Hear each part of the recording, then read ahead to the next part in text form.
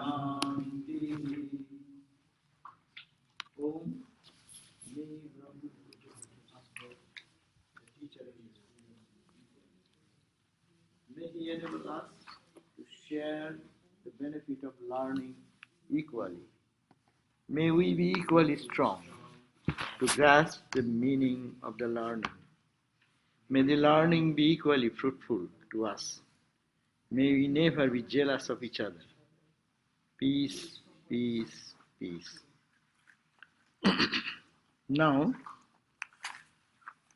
last time we thought about the verse, how to meditate on that verse. Probably you have done 1 month, 1 week. And what the result?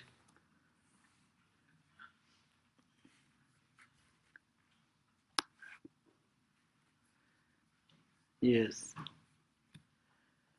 So what was the task given? The mantra we read was what? Page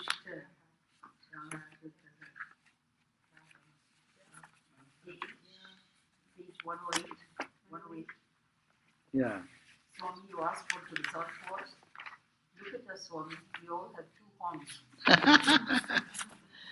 Yes. Yes, but two wonderful idea was given. Jached Bang Manasi on page 107. Jached Bang Manasi, that was the subject given for your meditation. That we draw your mind from outside to back to mind. Think about that. Who is the light of that, the light of my awareness? That came to my mind several times. Very good idea. That's the point. We are eagerly waiting for that to hear. Yes. That's the beauty of Upanishad reading.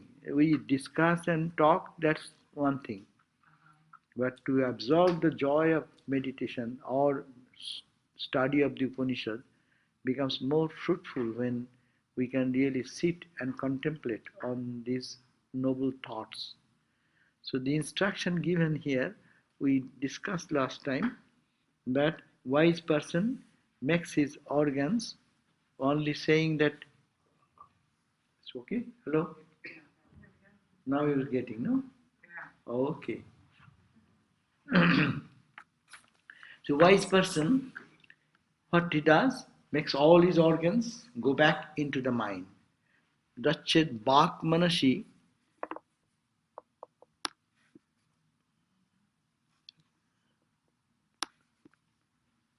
Okay. Bak is the speech.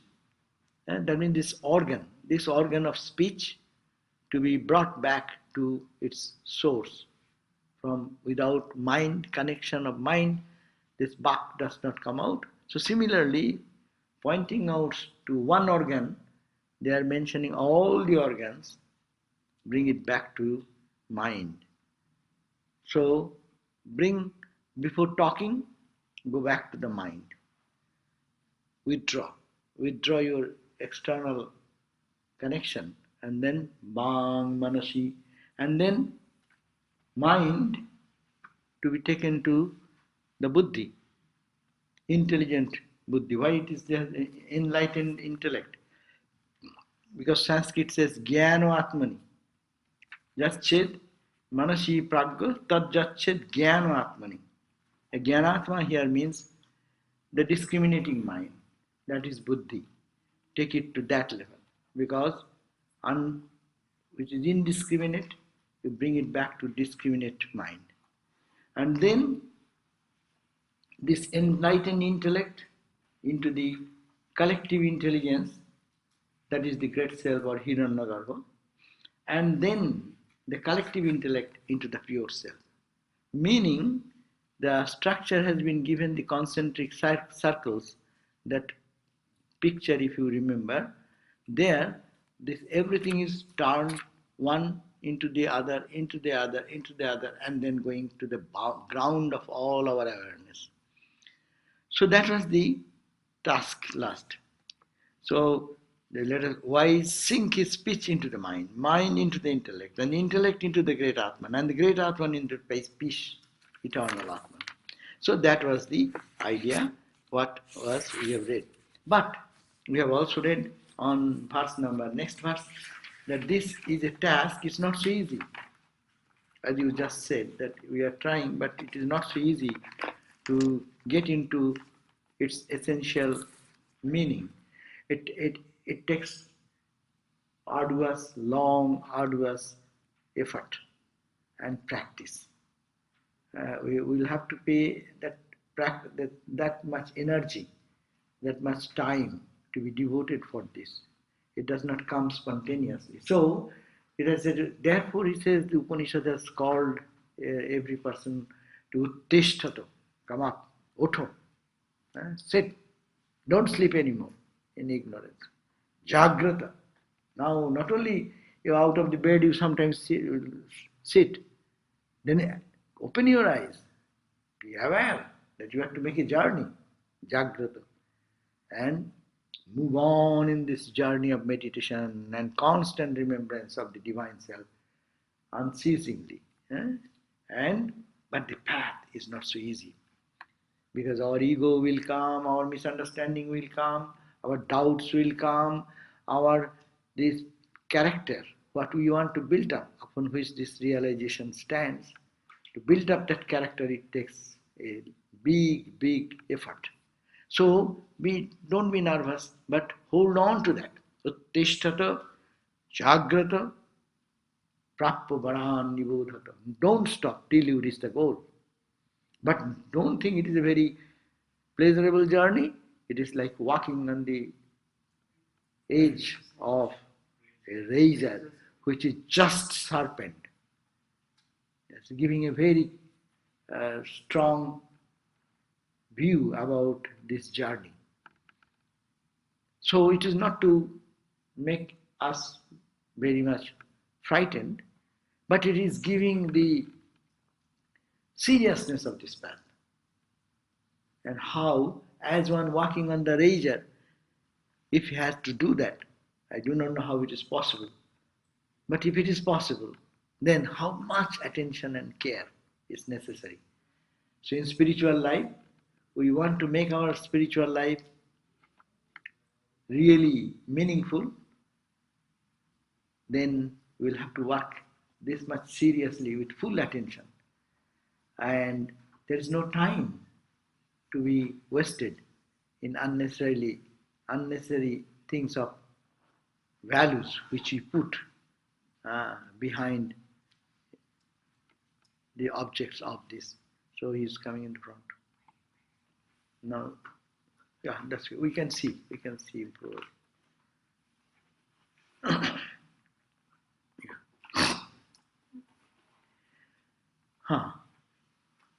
So, tishtata, jagrata, prapyo, varan, nibodhata. Arise, awake, and then arise, awake, meet wise people and learn from them about the self. This is, Swamiji has extended the meaning, but this is not here. It is just, how will you go? Ramakrishna's message he has given here.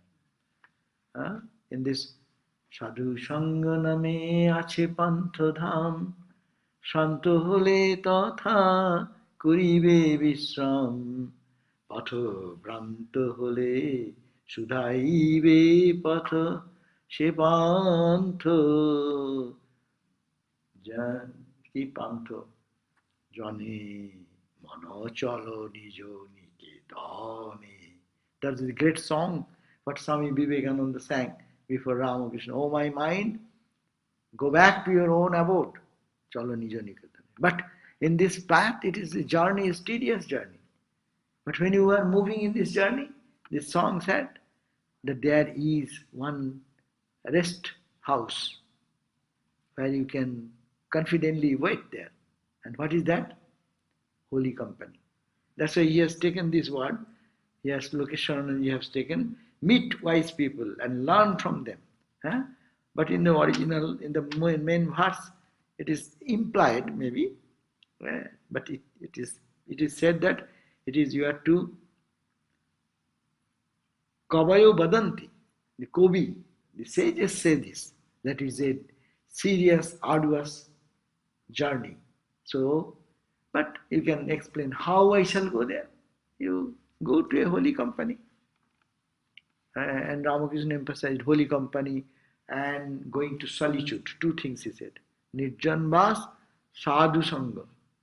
Holy company and your living in solitude. Then you can understand what the things are going on in the mind. Where is the pull? Where I am drawn in? Where I am attracted? How I spend my day? There is no such awareness when we are busy all the time. Running from one to another, we say, oh, I have no time even to eat today. Okay, for what? When we are sometimes little off from our this duties, we can pause and think, yes, I paid too much attention to things. Maybe little less attention would have done.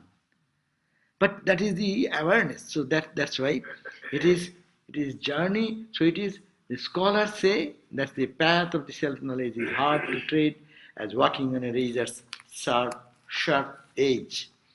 This book, the other book says that arise, awake, having reached the great, they have also made the teachers, great teachers, learn, realize that Atman.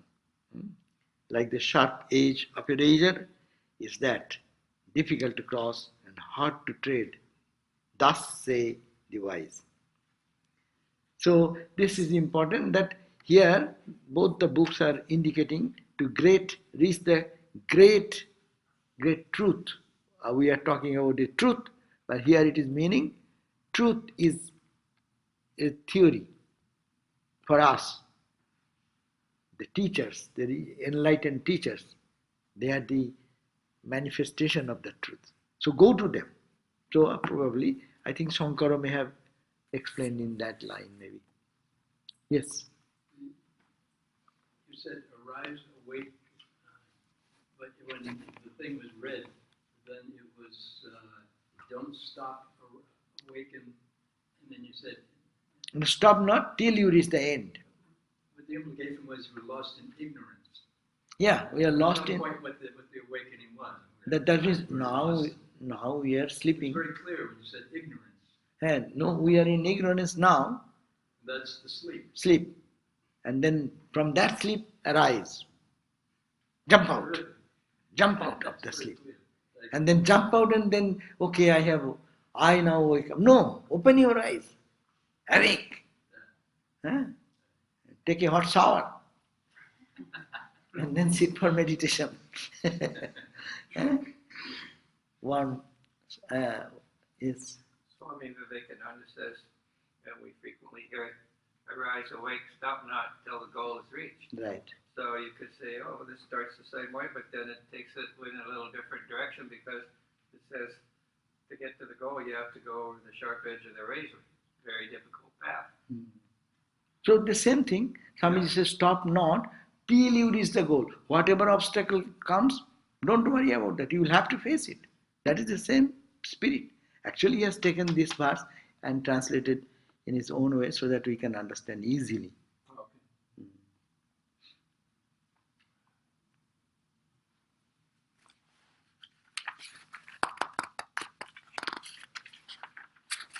So there is a long explanation. Did we read anything of this? Did we read any book last time? Anyone remember? We just read the text. Only text. Okay. So let me go quickly through this verse. Then we go to the next one. We'll start there. Here in this book of Lokeshwarananda Swami, he says that this is a call to people steeped in sense pleasure. That's the ignorance. They know nothing better than that. Taking piety on them, the Upanishad is asking them to arise and shake off their delusion. They sunk. They think that which is gross and immediate is everything. It's a mistake. There are higher things not easily perceptible perhaps, that give me more joy, more enduring joy also. Seek the highest, the best, and the greatest. Seek that which will never perish. Such a thing is there, but you do not know it. Go to the people who know and ask them. Hurry, do not waste time thinking that what you have now is all that exists by the way of pleasure. It is a delusion and you are suffering from. Shake off that delusion. What we are talking about, ignorance. No? And you go to the right teacher, they will direct you. So it is actually a concrete help for us. A theory, go to Brahman, go to Atman, straight. Yes, it's too much hazy idea. Where to go, how to go. So going to a wise teacher who have had some experience of himself, not to anyone and everyone who profess to be a guru, not to that, but to a knower, learning and knower of truth, then they will be able to guide us because they have themselves have succeeded in making this journey.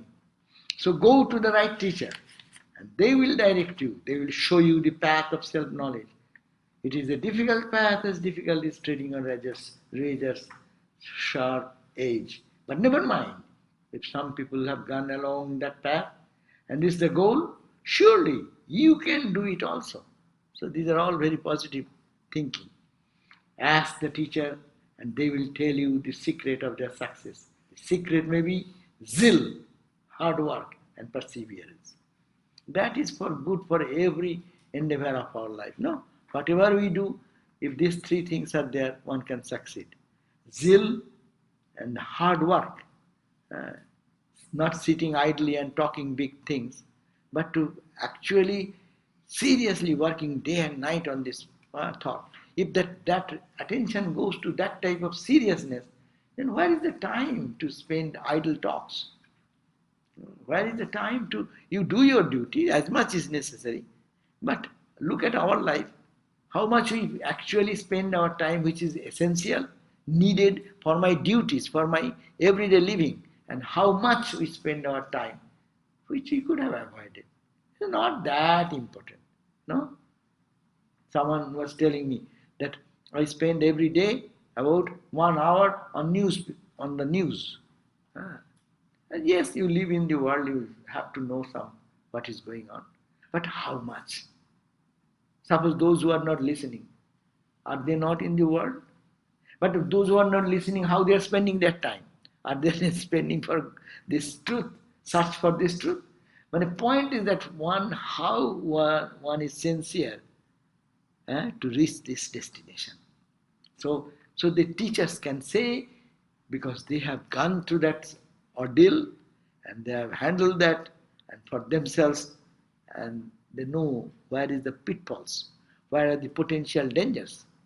So why should self-knowledge be simple and easy to attain? Normally we think, why I am trying this? It is not so easy. Why it should be easy? Rather put the question other way. Why it should be so easy? The Upanishads now here says that it is easy to get. Rather, it says again and again that it is difficult. It is in fact the most difficult of all things to attain. And because it is difficult, it is more precious and satisfying than anything else. But though difficult, everyone can attain this self-knowledge, given the right kind of zeal and hard work, and aided by the guidance of a good teacher. Who cares for trash when a pure diamond is available? One student is getting a PhD. So his professor should be good professor, no? Under whom he is working. He himself should be having the zeal to finish. Oh, it is hard, it is difficult. Really, it is hard, it is difficult. But these are the characteristics needed for any success in life. And why it should not be that for spiritual life, attaining the highest goal of joy and permanent peace, no? So this question, the delusion referred to in this verse is that of taking the unreal thing to be real, mistaking a mirage to be real water, or mistaking a rope to be a snake in dark place. This is how ignorant people mistake sense objects, such as youth, beauty, wealth, which are perishable to be imperishable. Their misery is because of this delusion. So, the go-to guru, a teacher, go to a person.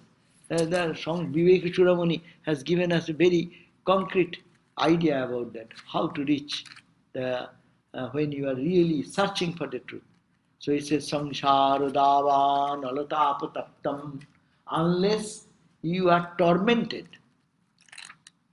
in the sufferings of life. Dodhuyamanam duradrishtavatai, their fate is as if hitting them every time, not with success, but with sufferings and pains and going to the life's different experiences. And then they will run, search for, where can I get peace? Where can I get peace?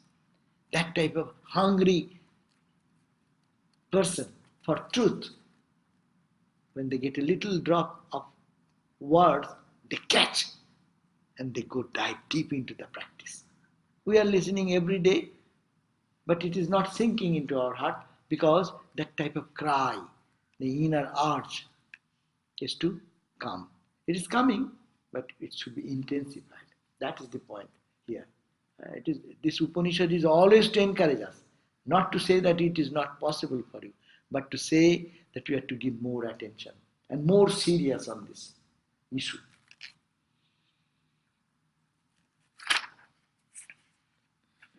The other book says the Upanishads are the declaration of the truth as explained by the rishis.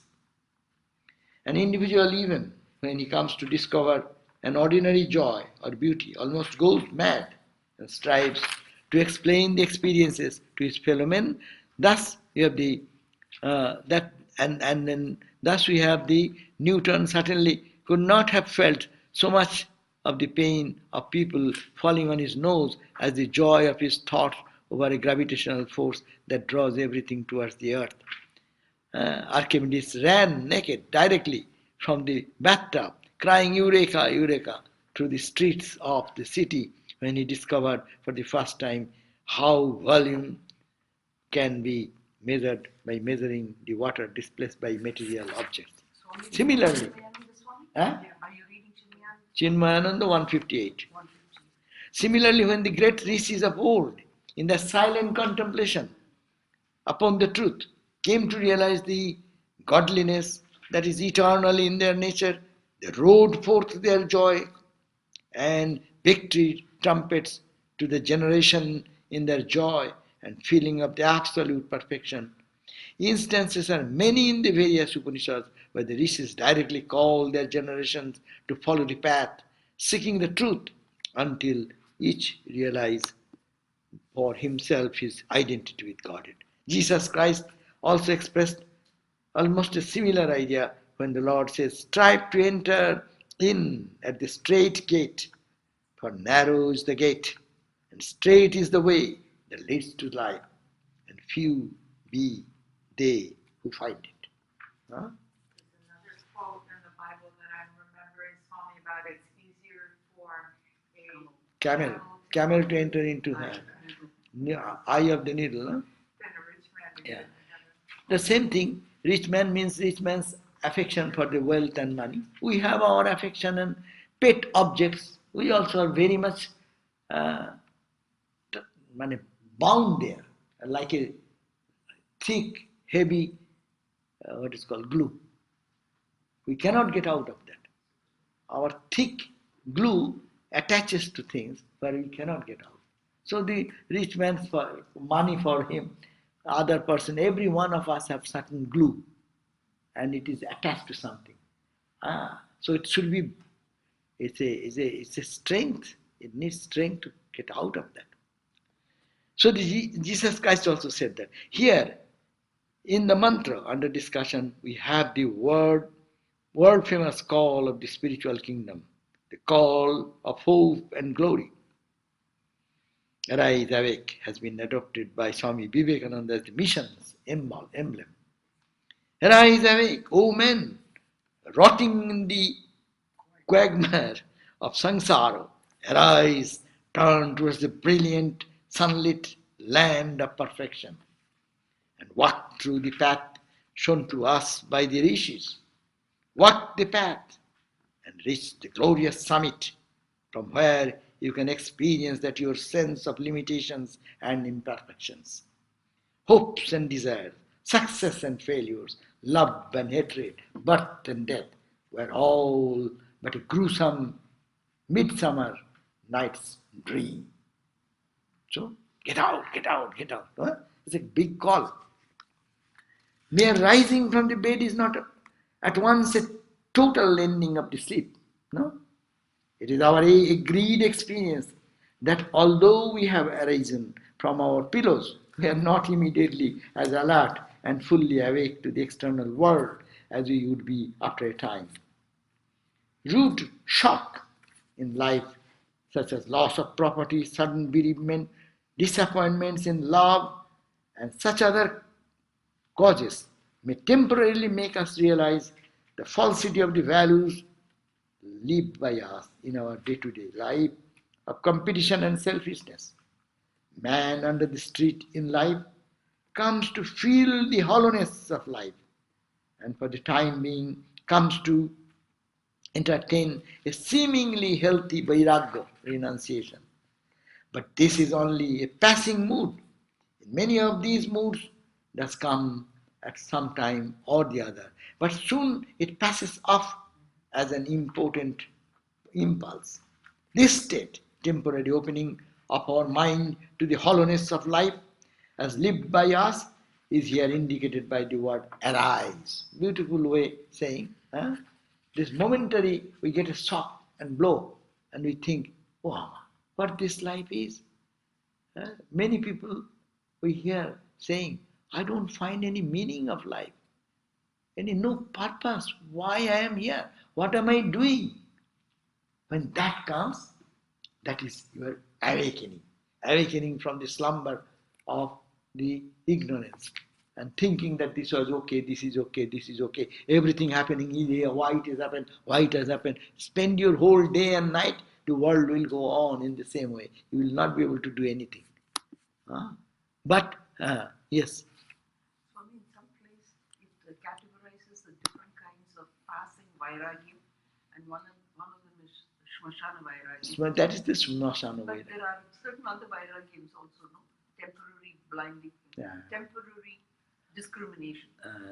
But that is good also. At least that is the way we get a glimpse of the truth. The falsity of the universe, falsity of love, hatred. What is this life?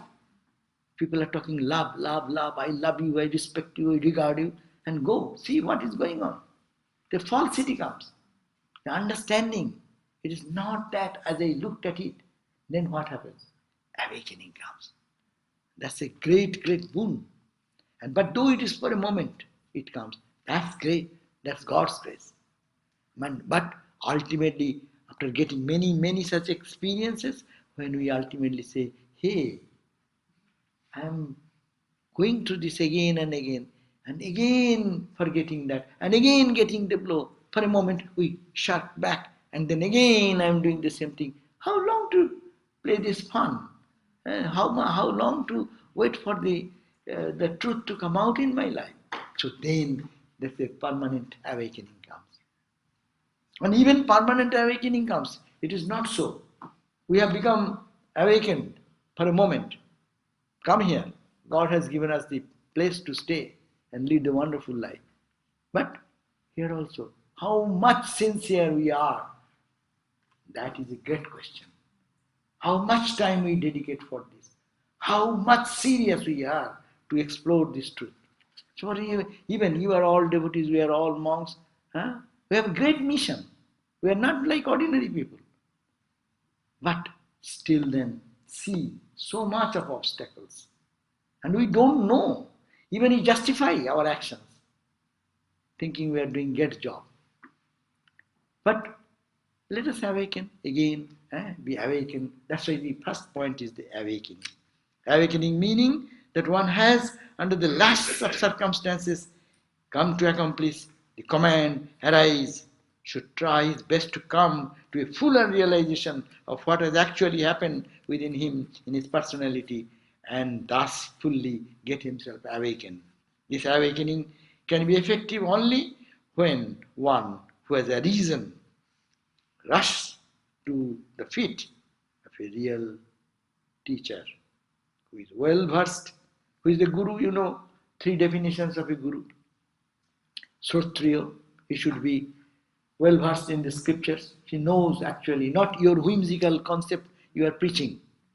You are preaching what the ancient sages have experienced. So you have the full knowledge of the wisdom of the ancient sages, Vedas, Upanishads, right? And then Shrutyu, and then Akamahat. He is not a slave of the desires, and he is not running for fulfilling the desires here and there. And he has no motive. Akamohatu. So this type of teacher, you have to go to such a teacher and get that energy and then follow the path. Well established in the Brahmic or consciousness and learn the Brahma Vidya. Why should we at all have a guru?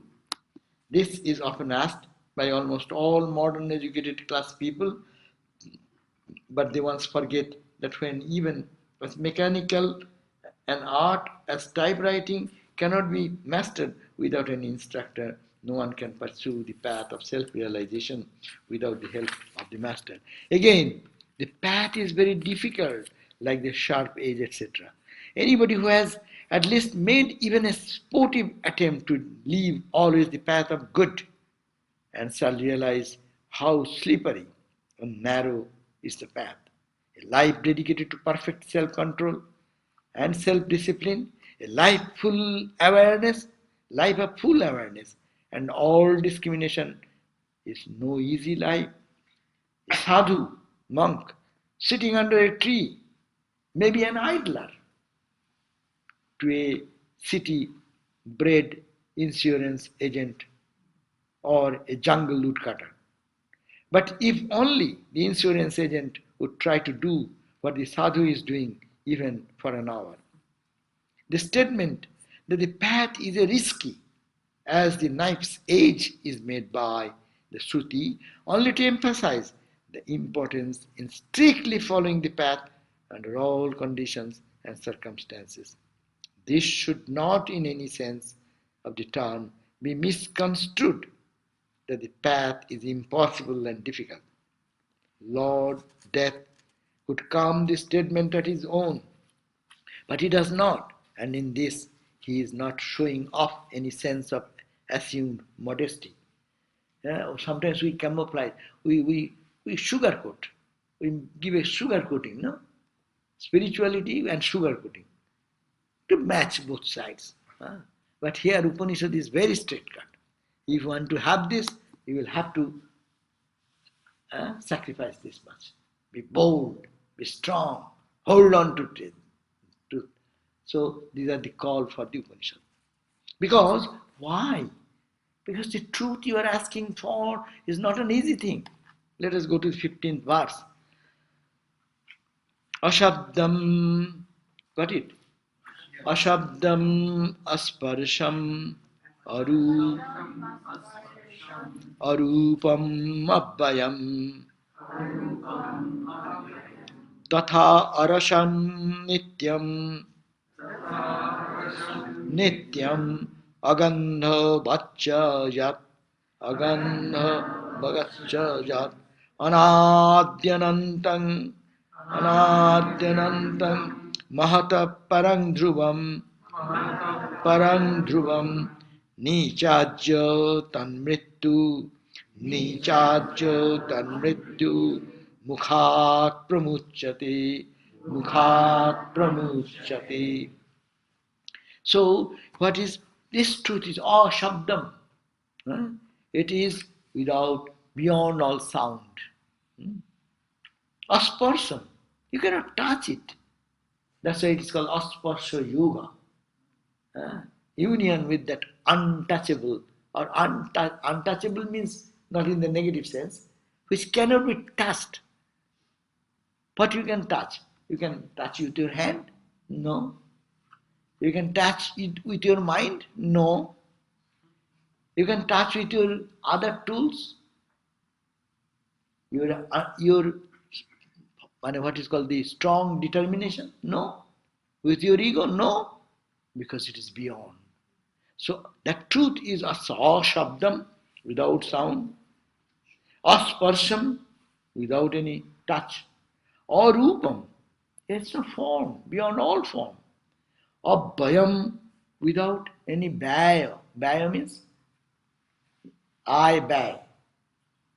I means income, buy means spending. There is no spending. Brahman does not get spent. It was yesterday $1,000, today it becomes 500. No, it does not decrease that way. It is abhayam. And arupam abhayam tatha arasham. It is a object beyond all taste.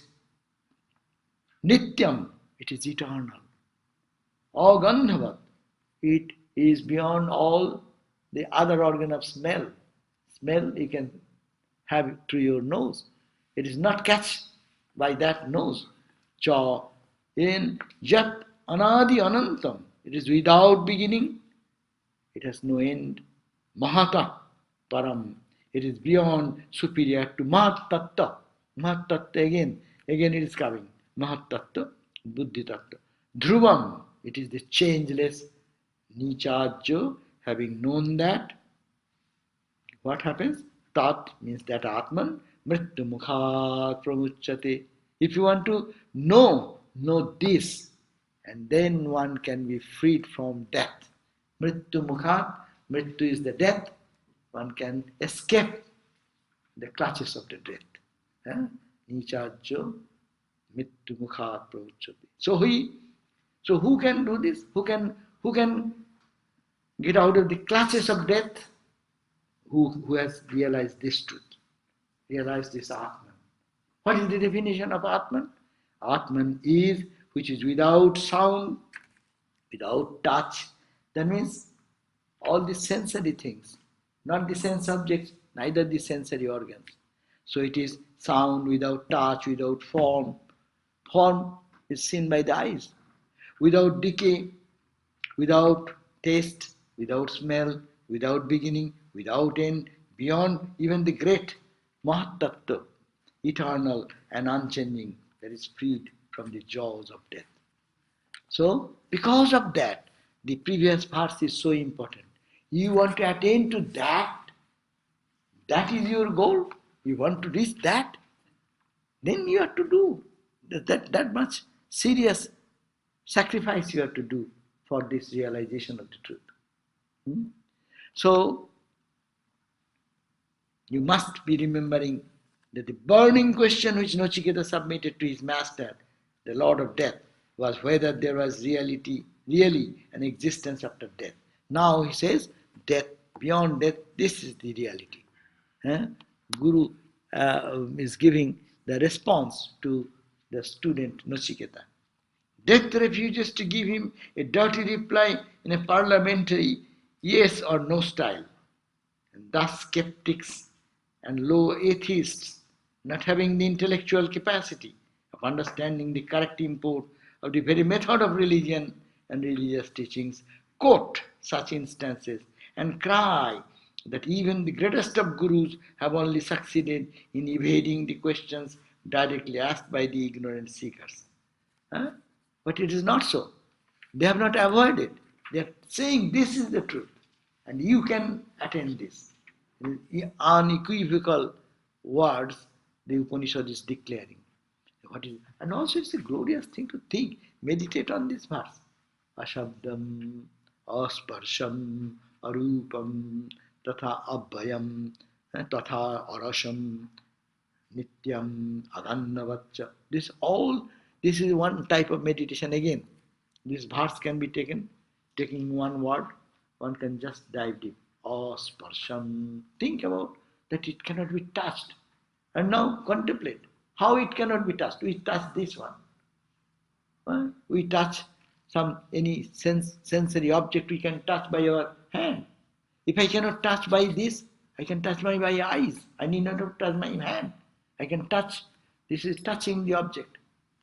Huh? Okay, if it is not there, I can close my mind. I can touch. I can think of anything. That means mind is touching that. Can you go on? This is the way of meditation. How you can dive deep into this Upanishad. Hari Maharaj, Swami Turiyananda, his advice was that read Upanishad, read Bhagavad Gita in this way. Take one verse, make it very serious study, and think it will come from your own heart. Take the help of the scripture a little bit to start with, and then you explore your own understanding. Go, dive deep, dive deep. Then you will find it's beyond mind, because mind cannot touch anymore. Your understanding, you have some understanding. It is infinite, it is this. Touch with that idea. Your idea will be dropped. It cannot touch there. So you think that through this process you are going to that infinite dimension of the reality. See, one word, hitting that word, thinking its implication of it, we can expand our level of power of understanding greater and greater and greater every day, great and greater and greater and greater. This is called spiritual practice. And we see that we cannot meditate. We always complain, no, I cannot, my mind is very restless. What restless? Give this verse to the mind and see how mind works, how mind helps you. Take this verse and spend 1 hour. See how time will go away. But be intelligent. That's why the gurus help us how to proceed. The one word, as I have given some one idea, asparsam, you cannot touch. Think starting, oh, how is God untouched? Can he not touch by hand? Yes, if I touch by hand, it becomes a sensate object, and the senses object is limited. My objective is not limited, unlimited. How can I touch with my hand? Okay. Then Ramakrishna said, I have seen him, I have touched him. In what way? He has said, more real than that I see you. What does it mean? Move into the deeper depth. As much as you go on and on and on, and you'll find that it is unfathomable. It is beyond all touch. No instrument we have. We are not equipped with any instrument in the world which can really help me to touch that infinite. Like that asparsam, then sabdam. We hear everything with a sound vibration. But with this sound, I can describe something. But I cannot describe that infinite, because this tongue is only expresses limited thing. In every aspect, you will have to go through this process and hit that infinite. So then that will be the Nichajya Mrityu Mukhat Pramuchyate. That person will be able to cross this journey of life and death, beyond death. So then he goes to the Guru, because in this process I may not be able to go a little further. Then Guru can give us some guidance. Oh, now you have come here, now think this way. Go one step, another step further, another step deeper.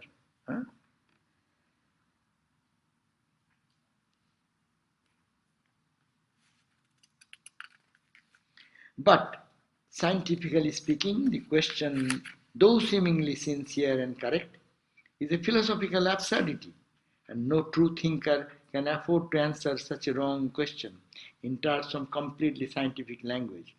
If Lord Death were to say that there is no life after death, he would certainly be telling a lie, since pure existence must eternally exist. Because he exists, we exist. No. It is called the Tasya Bhasa. He is shining, everything shines. Because the one absolute consciousness is there, these relative things of the awareness, what we are seeing, is possible. If, on the other hand, Lord Death were to answer that there was existence after death, again he would be false, he would be wrong scientifically. For in the realm of pure consciousness, there could be no trace of non-existence. Now, the mantra under discussion explains the true nature of the self in its absolute state of perfection.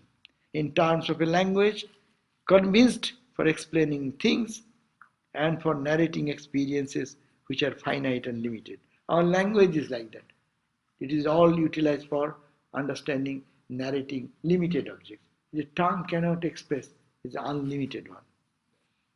Our concept of the world and the things in it, as it were, already seen only through the five small peepholes in our body constituted the eyes, ear, the five sense organs only. In short, the world constituted of matter is cognized and the cognition is expressed in terms of the properties of the matter. At the boundaries of the finite world of matter, all language stop. Beyond them, only the language of the soul, silent meditation is available for the spirit to converse with the spirit. To converse with the spirit, you go to the silence. If meditation means going to silence to yourself. Go deep within yourself. Thus, in this mantra, we have the Atman explained to us in all transcendental glory, the language of negation, because you cannot say positively. So, Upanishad says, asparsham, arupam, abhayam. It's no, no, no, no. That's why whole Vedanta scripture is not this, not this, not this, not this. You cannot say yes. If you say positive, it is this, then you are limiting that object. Anything when you say it is this much, that means it is, you may say it is like sky. Sky is a limited thing. Sky is not infinite. So what if you cannot posit that in a positive way? That's why Upanishad takes the help in describing it negatively. That's why it says negative properties of matter such as sound, touch, form, taste and smell. The Upanishad is indicating that our sense organs cannot perceive the truth through these. It is nityam, it is anadi, anantam, that which has end, meaning a perishable thing, perishes only to lose its present state of existence.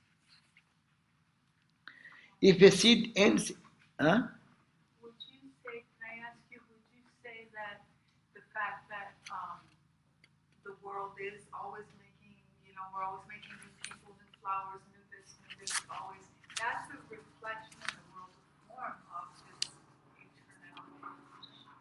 yeah, that's a different thing. But to understand the truth, you have to get out of the manifestation. Beautiful flower, it will not be beautiful tomorrow. Yeah, the moonlit night is gone today. It is waxing, it is waxing, it is waxing. Then again come back. And you wait for so many days and cry in darkness also. 15 days go. You have to go to down, down, down. Full darkness will come and then you will wait it. And then. That's why the passing. We are not satisfied with the passing thing. We want all the time same. Nityam. That's why eternal. Nitya means not that today it was there and very charming and joyful, but tomorrow less charming, less joyful. Day after tomorrow, a little less. Everything loses its charm when you become very close. If you are given good food every day, good food is no more charming to you. If you keep a beautiful flower today and then tomorrow that beautiful flower will not please you. Another beautiful. So you bring another beautiful. And another beautiful, that also will be dried up. Then you will bring third one.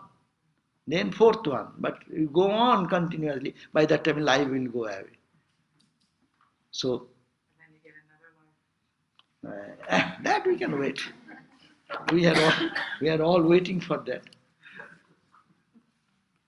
So now this Kathopanishad, you have the book. There it says, that which is soundless, touchless, formless, odorless, that which is eternal, undecaying, which is without beginning and without end, superior even to the Hiranyagarbha, and constant, having known that self, one can be free from death. So this is a simple statement Get out of death, get out of fear, get out of duality, only knowing this truth. The goal of life is to know the self. But what is the self like?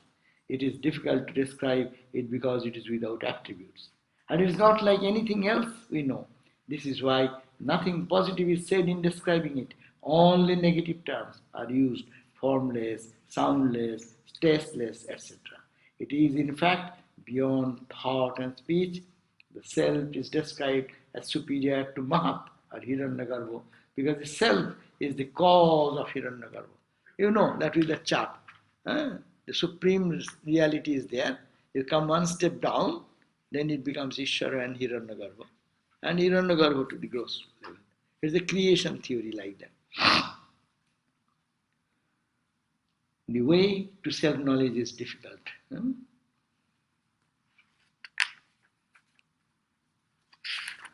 So 2 verses, we'll end it.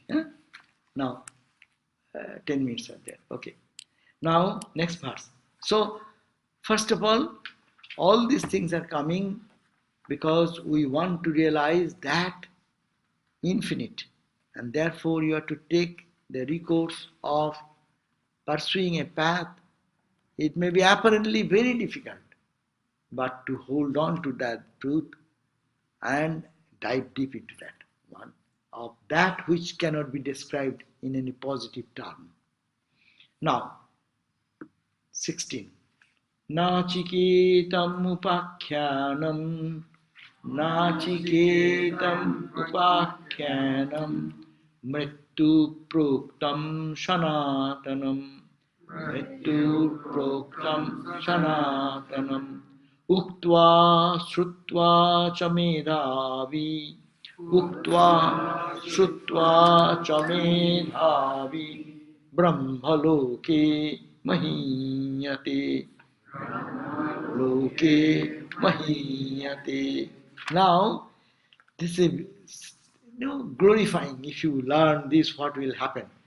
And ultimately, you will be like Brahman. That's it. Of course, that's the highest goal. But in between, what will happen? If you really uktva, shrutva, now you are shrutva, you are listening. I am uktva, I am talking. Uktva, shrutva, by process of talking about it, by process of meditating on it, what will happen? Brahmaloke mahiyate. You will live in the plane of Brahma or Brahman. That means your mind is soaring in it. See, we are talking about this truth.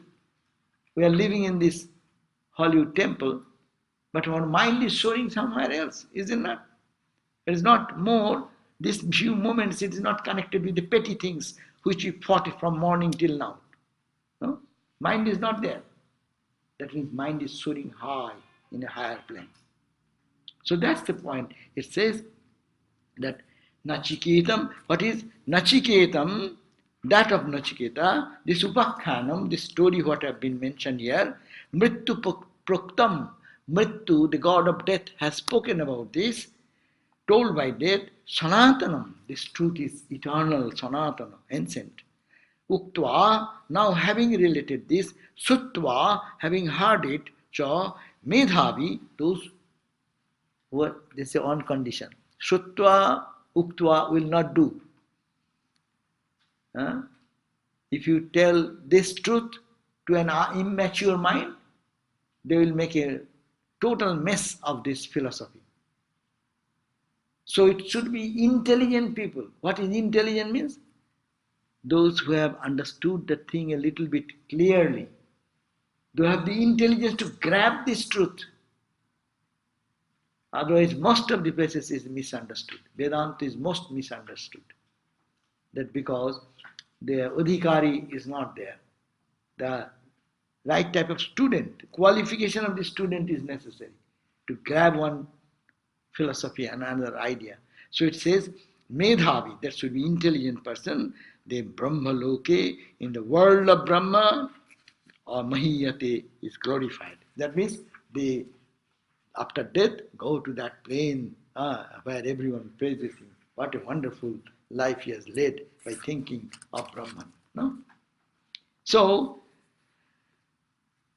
the intelligent, what he says, if a thoughtful person on page 112 keeps hearing and narrating this eternal story that death told Nachiketa. Understand? Why Swami Vivekananda is so fond of this Kathopanishad? Why? Because it is said, if a thoughtful person, you are a person who can think, intelligent person, who have the discriminative eye a little bit, can separate out the permanent and impermanent, and have the power to choose what is permanent. So that type of intelligent person, thoughtful person, keeps hearing and narrating this eternal story of death. Suppose I am hearing every day this truth. That's why many people chant, memorize the Kathopanishad. That gives them the help. Suppose you are alone, you know book, nothing necessary, you are in the plane. But you can just memorize and live on one verse, two verse, three verse. You do not know when you reach the destination.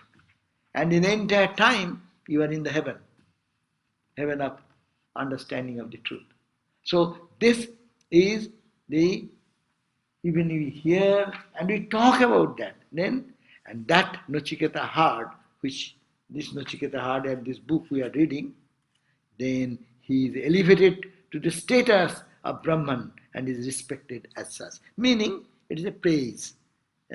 Because we are hearing, we are not raised into the level of that consciousness, but at least we are trying. And as much as we keep our mind in this, your mind is getting uplifted. So this is a praise to encourage us to think of this, to talk about this, to delve into the deeper thought in our silence and our personal practice. So the present verse, like the foregoing verses, is a eulogy of self-knowledge. In fact, the story of Yama and Nachiketa is included only to emphasize the importance of self-knowledge and its benefit. The story is eternal because it deals with eternal self. It is as if Yama has been explaining the self-knowledge to Nachiketa from time immemorial. But it is not that everyone can benefit from the story of death and Nachiketa. Only a serious-minded person who is capable of discriminating or discerning between the right and wrong can be benefited when he hears it from someone who has already realized the self. This is very important.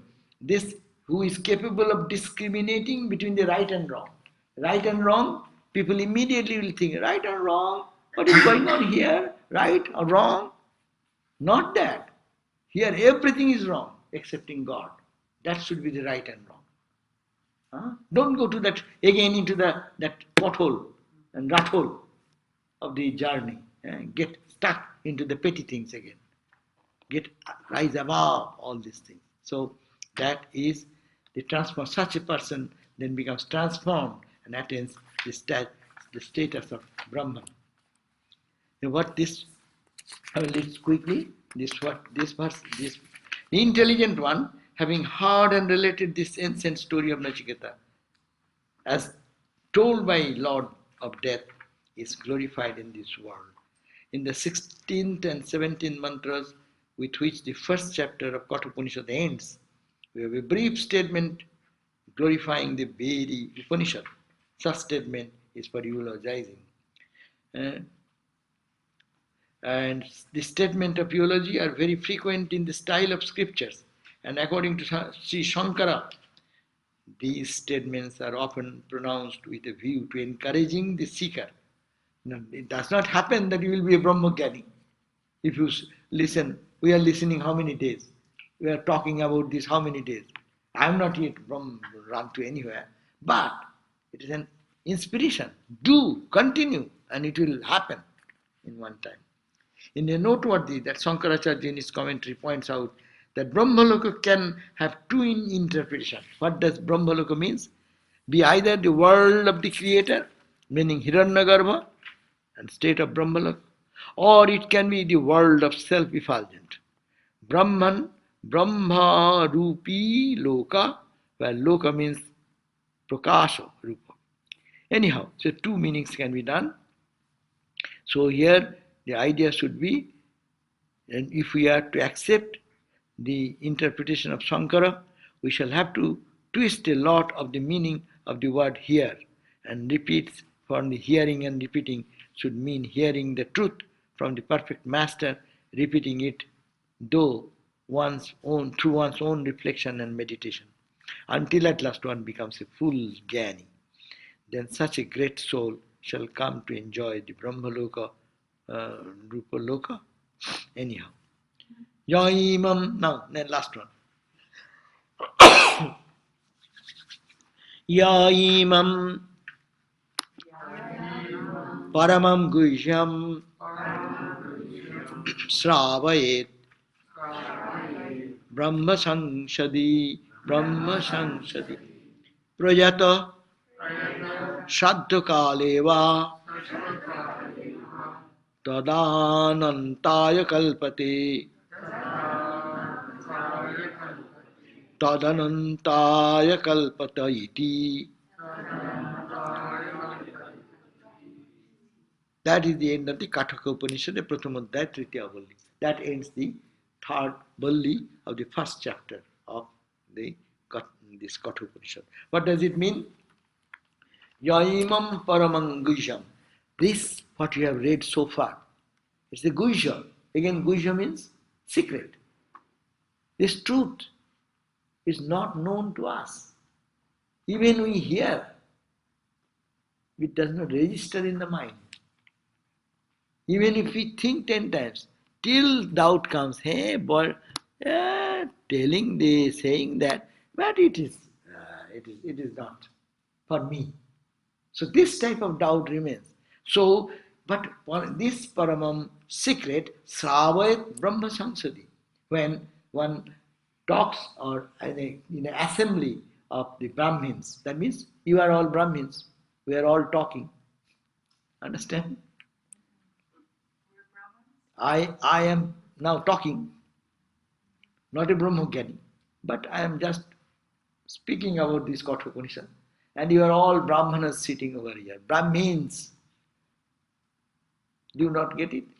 Brahmins means, in earlier days, people used to say only Brahmin caste as only eligible to hear about this. What is the Brahmin means? Those who are seekers of truth. That is the Brahmin, no? So he's saying glorifying. That means glorifying to continue the class. That is the point. Yeah? Your Upanishad is also encouraging, hey, go on, go on giving the class. So that it helps you, help me. So it says, if a person whose mind is pure and clear recites the story of this Nachiketa and the god of death in an assembly of Brahmins or persons seeking Brahman. You are all seeking Brahman, is it not? That much is okay. And that's why you are Brahmin. Or you are not mlechas, you know. You are not getting the point. If you go to the Hindu temple in India, they will say, hey, you are white skinned, you cannot enter.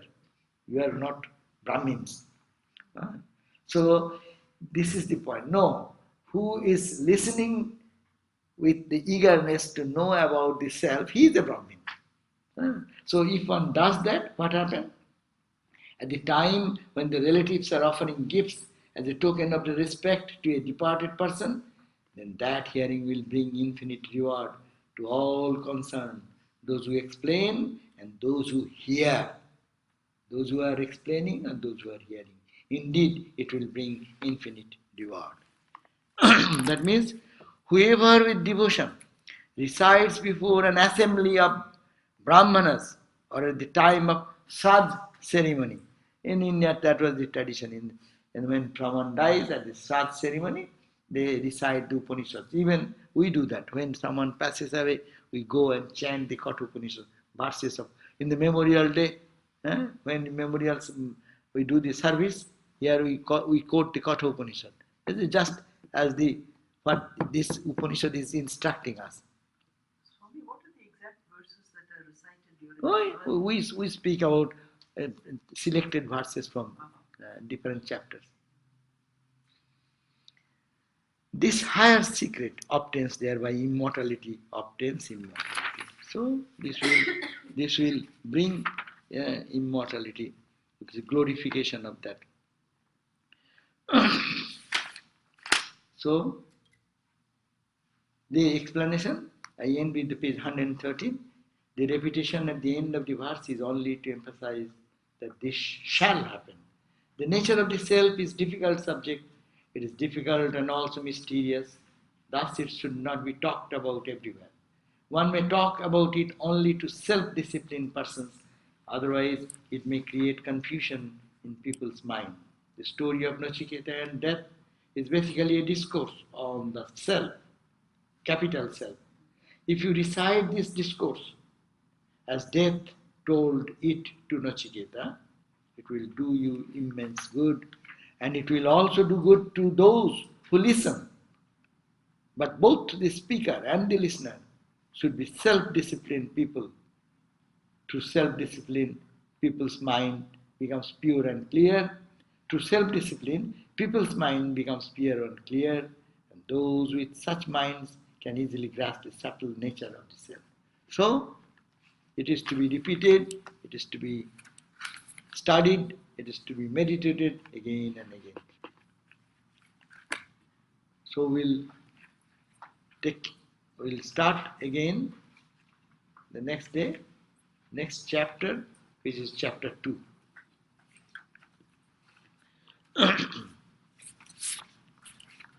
Om Shana Bhavatu Shahano Gunatu Shaha Viryam Garvavahai Tejasvi Navadhi Tamastu Ma Vidvi Shavahai. Om Shanti Shanti Shanti. So it ends here, the chapter. So tomorrow is our gospel class as usual, and please go to our website and check on. So many Swamis are coming and giving some special talks. Don't miss them. In June also we have one Swami coming, Chidananda, or Chidananda. Chidananda Puri, coming from India, is a versatile a person of versatile knowledge, and he has written 30 books, and he gives extensive talks, and in university he teaches in the university as a monk, teaching philosophy of Vedanta, like that. That you can observe in your emails what is going. Don't miss that. That was one my class day. Maybe next class day. Next Tuesday. So you know now. Next Tuesday, bring your friends more. He's not from Belur.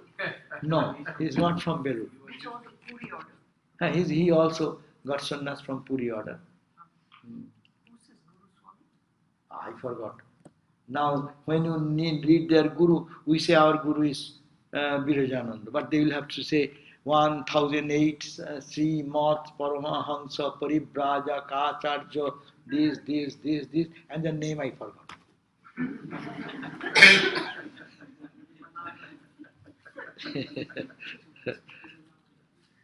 Jai Ma.